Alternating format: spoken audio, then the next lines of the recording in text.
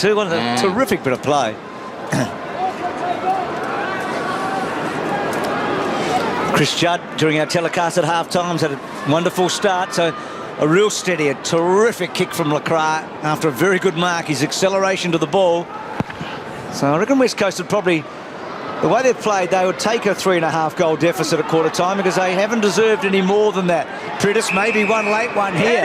McKinley starting to get up and running at the moment. Kicks to centre half forward, and the right bloke's got it. It was a missed kick too. Yeah, it was. It came off the shin. That was a really good kick then by Priddis, just to lower his eyes, take the first option, but the next one inside your 50 has to be quick. Richo, just his kicking action's fascinating, Kennedy, isn't it? Yeah, it's unusual. He does stutter a lot. Normally you would say that's not ideal, but this guy's a dead-eye dick. He rarely misses, and the stutter that he has, it's effective. And as long as you do the same thing every time, and there you go. Gee, well called, He doesn't Richo. miss, Bruce. Well called. He's kicked two. Lacroix's got one. And then suddenly, we've got a game, haven't we? It's 5-5 to 3-1. What an interesting, revealing last minute.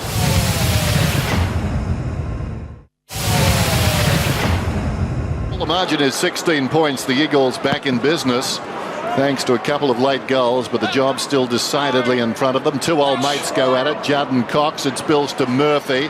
Carranzo feeds it forward. How did he get there? How did he get there, Tim? Judd runs down to the 50, kicks. It's a terrible kick. It wanders down towards the pocket. He's thinking to himself, how did it get there?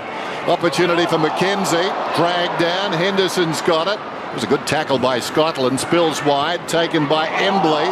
Went back into a pile of Blues. Hand pass from Brown to Scotland. He snaps. And again they miss. They've been wasteful. I just wonder, with bringing McLean and also Hadley into the side for the Blues, whether or not they've said to Juddy, we actually want you to play a little bit more on the outside as opposed to playing on the inside. We know you're great at getting the ball, the grunt ball, but we're going to get greater advantage from you being on the outside of the contest because of your ability to break and run. And I reckon we've seen him run and break more this afternoon than I've seen in a long time from him. Timmy spent a lot of the last month breaking tackles, hasn't he? Yeah, and doing all the grunt work right inside the contest. No, good point. Cox wide. So Cox starts in the centre square for this quarter, and Nat Nui starts on the bench. So they have set it up differently. And the Blues have got two hard nuts. I mean, McLean is a real hard nut. He was averaging 5 clearances before he got injured. And Hadley works really well inside too. They don't give you great pace, but when you've got Murphy on the outside of the contest and also Judd, I mean, you've got great balance there. They said that McLean's changed his diet too. They've got a little bit more weight off him, trying to get a little bit more speed into those legs. There he is. Did well to a real runner in Murphy. And then Murphy's kick to the pocket. Front spot O'Halpin. Well done at the back. Wilkes. Back to Hearn. Hearn's handball okay to Priddis to Butler. Has to be quick. Robinson's onto him. And that pressure by Robinson causes maybe the bad kick. Oh. Well, Murphy took a step in and then Kennedy runs in. And it's a huge price you're paying. Players must get really confused. If they actually watch a lot of footy over the weekend, you would be a little bit confused about whether or not you can or you can't here. I mean, technically that is a 50-metre penalty, but we see that time and time again, and it's not penalised. Well, he's normally a good finisher, Murphy, both on the run and from set shots. And it shouldn't have too much trouble with this, but he's pushed it right and just kept it right. And look, they've missed some chances, haven't they? The other end in the first quarter, and now a couple in this term. Should be all over. Glad it's not. Hearn to bring it in. I'll join you in bed. You were going back there half an hour ago. Hang on. Do you want to have another crack at that? I'm hoping it gets a raise. Cox has got it. That would not be delicious. Golly. Here's McGinnity out of defence. Comes towards the wing. McKinley, the big leap. Lurking behind. Henderson misses the target intended for Simpson. Betts has got it. Betts sweeps a hand pass across towards the running Walker. A contradiction in terms. Henderson. Lie down, Tim. Taken high as Simpson. He'll get the free kick. Simpson at right half forward to take the free. Acker was wondering what he was going to write in his next article. Simpson's away. Goes short. The mark dropped by Betts, but he was being clung on to. McGinnity. And McGinnity's father was a very handy footballer too for East Perth. Kevin. Betts has got the ball. You've got some stuff today, Dan. I brought it all. Didn't think I'd need it, though. I thought this game might be close. Still could be, but gee, there seems an imbalance just watching these two teams. If Carlton were kicking straight and Betts has hooked this one towards the behind post off hands and through for a minor score. He's an inaccurate kick, actually, Betts. He's good from a snap, but from a set shot, I think he's kicking about 16-16. There's the tackle. Simpson going low. The Eagles play going right over the top of him. Last 8 scoring shots for the Blues, 1 goal, 7. So made a huge difference. Waters got it to Rosa. Lynch did well there, kept the hand down, and then Kennedy doing the roving work off the ground. Oh, well done. That was on line. Walker read it best, of course, and then a lovely little kick coming out of the back half to Scotland. Gee, 1 goal makes a difference here. It's 5-8-3-1. The Blues with 1 goal, 7 in their last 8. Really should be 6 or 7 goals in front. Cox and Jacobs, boundary throw in. Good learning curve again for Jacobs today against one of the modern day greats in Cox. And one of the most athletic followers, ruckman, in the competition too, and Natanui would be the other.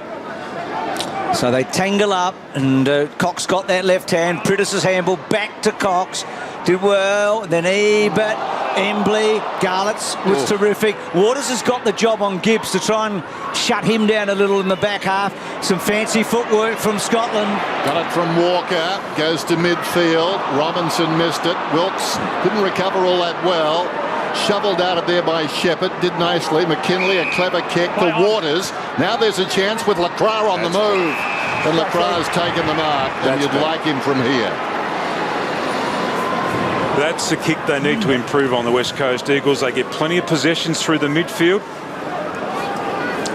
There's the lower kick, lowering the eyes, and then Waters' kick here. This is the one right on the money. McKinley's been involved in a few of their scores. Clever kick that time. A missed kick earlier. Lacroix misses. Barely got it through for a behind. He's 9 goals, 8 from set shots this year, which surprises me. I mean, you just feel like he's a 3 out of 4 every time, don't you? Well, how do you rationalise that last kick against the goal in the first quarter? Well, you gave him a different build-up. Oh. He's Russell, short, but that's a big miss, isn't it? Because that would have got them right back in the game on the scoreboard. Jamison. I'm still not sure they've picked up the pace of the game, the West Coast Eagles. They seem to think they've got more time when they've got possession of the ball than what they actually have. So keeps it towards the wing. Natanui should have held it, and this could hurt them. Garlett, a hard man to run down, still going. Well, he had a fumble and it didn't make any difference. And then on the left, a wobbly old floater. O'Halpin worked underneath. Betts, good job by young Shepherd. Gee, he kept his poise there, and then McGinnity's kick. Rosa had to go harder. Well, when I say harder, he had to attack the footy, but he did take the mark, so did well in the end. Back it comes, McGinnity. Can they find targets? Kennedy's an impressive player. That's a good mark. Ford of centre wing, low trajectory kick. McKinley comes to the football. It's knocked away down there by Jamison outside the defensive 50. Simpson. Murphy now onto the loose ball. Tackled as he kicked. And the mark is held by Chris Judd. It was coming quickly. Needed to mark that one. Murphy's kick, just a wild one due to the pressure. Betts slips a hand pass away to Murphy. Stops on the wing. Now just sets it up towards half forward. That's a great grab. Invariably he does that, O'Halpin. He stays on his feet. Just kept on going. Now the kick from Scotland. Searching kick down towards the pocket. That is not position A. Henderson is claimed. Wrestled to the ground by Schofield. Natanui is just picking pockets. And the umpire will ball it up. That was a really skillful thing that O'Halpin did then. First to take the mark, but then to come back on his left foot and then kick the ball. Here it is. Great attack on the ball. Always on the move. That's what I like about him. And the other forwards up the ground must really like that too, the movement. Pritis in heavy traffic to Natanui. And then McGinnity. Well, that was a good result in the end to Rosa. Rosa to centre wing. Thornton was quick off the mark against Kennedy. Good stuff though by Ebert. He's a courageous player. Lacroix. Waters waited for it down to you, Richo. Andrew Walker, terrific return to footy today. He's had 12 touches already playing at half-back. He's really giving the Blues run and setting them up. The Eagles need to tighten up. They almost need to put a negative half forward on him for 10 or 15 minutes because he's out of control at the moment. We got good speed too. 18 points up. Cruiser hung on to. No free kick. Down in front. Winding up.